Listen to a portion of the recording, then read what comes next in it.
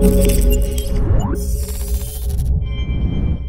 what's going on guys? Arekkz here, welcome back to another Destiny 2 video. It's Tuesday, it's reset day, which of course means I'm back to tell you guys what is new in the world of Destiny 2 this week. For those of you guys that saw the episode last week and maybe haven't seen this before, weekly reset is basically a chance for me to tell you guys what activities have changed, what's rotated, things like the Nightfall, the treasure maps available, what's at Eververse, anything that basically changes on a weekly basis that you want to know about will all be in this video. So if you do enjoy this, you do find it helpful, then a like would be super appreciated. I do this every single week, so check back if you guys want to know what's going on. So first things first, if you open up your director, you of course have a brand new set of milestones. So you have your call to arms, your crucible milestone, your clan XP milestone. Your flashpoint this week is on Titan, so simply head to Titan and do public events until that is complete. And of course you also have the Nightfall. So for those of you guys still looking to raise your power level, then complete these, hand them in for a chance to get some gear that'll genuinely be relevant to your level. It's also worth calling out, it was a question that some people raised last week. If you had a powerful engram that you were holding on to because maybe you wanted to be higher light,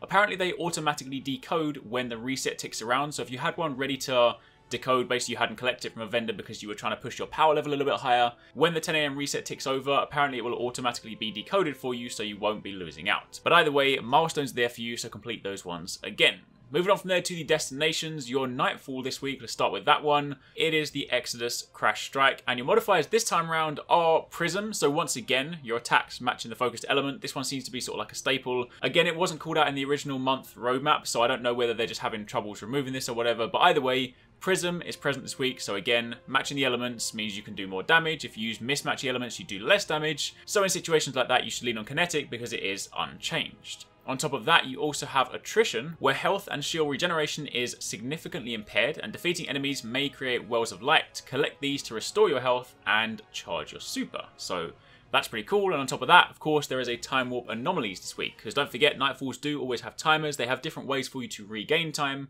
Up until now, we've had the ability to regain time via kills, also via jumping through rings. And this time, anomalies, if any of you guys did the Legend of Arekkz exotic quest line, then you may have already experienced this, but anomalies is basically where there'll be these little Vex looking cubes hidden around the map, and you shoot them, and they basically give you 30 seconds. So large chunks of time, but they're a little bit more hidden than, say, the rings. So sometimes you need to go looking behind crates or behind boxes or off ledges, places that you wouldn't typically always look, but if you find them, shoot them, then that is how you get your time back. So that's your Nightfall this week. That is what you need to do. I'll probably run through it a little bit later to find out, how easy or hard it is, and if it is difficult, then I'll probably put together a guide for you guys.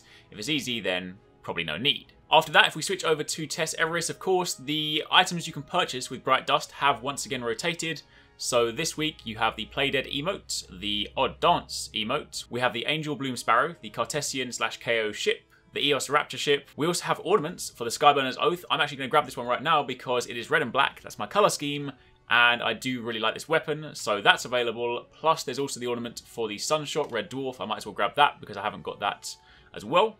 On top of that, you can also buy a piece of armor, the legs this time around, for the Eververse set. So depending on your class, you will of course see the relevant item for you. There are also a couple of ghost shells, a couple of shaders, the Noble Constant Red. Some of you guys asked me what shader I'm wearing right now. That is exactly that shader, the Noble Constant Red. So if you want to stock up on some of those, if they are shaders that you like, then you might want to buy a stack of them. You also have the Watermelon shader, and you have the Cerulean Divide. I actually really like this one, and I only have about 4 of them, so I'm definitely going to stock up on some of these because this is a very cool looking shader. And for those of you guys that want to see Watermelon, then there you have it.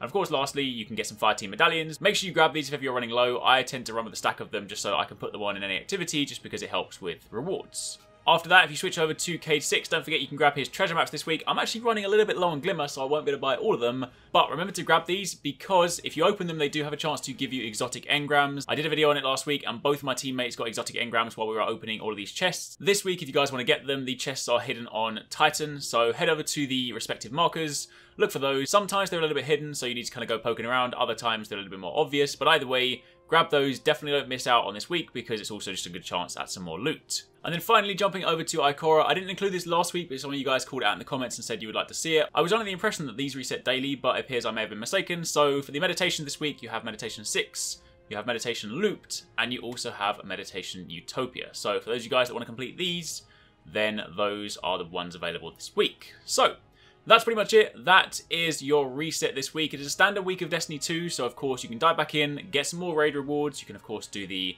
Nightfall, do all your different activities. Trials of Osiris will go live on a Friday. Zur will arrive on a Friday. Don't forget that Xur now stays until reset, so that's something I only discovered just the other day, but Xur doesn't leave on a Sunday morning like he used to in Destiny 1, he actually remains until reset, so literally until just a moment ago.